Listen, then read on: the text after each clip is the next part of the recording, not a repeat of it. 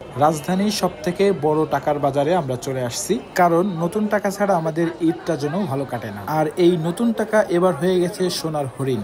তো চলুন আমরা এখন বাজারে ঘুরে প্রতিটা নোটের দামটা একটু জেনে আসি। কত ভাই, 10 টাকার নোট কত বলছে? 1700।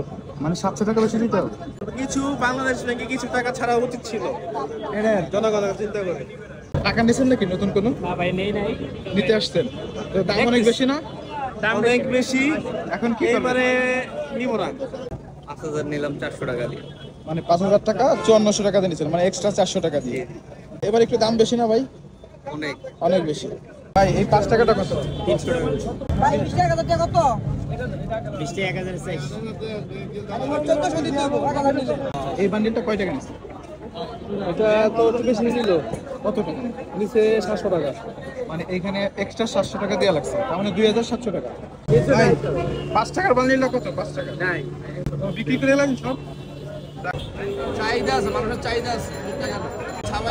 ছাড়বো এই জন্য মানুষের আকর্ষণ দিচ্ছে। এখন টাকা ছাড়তেছে না, মানুষ বাধ্য করতেছে।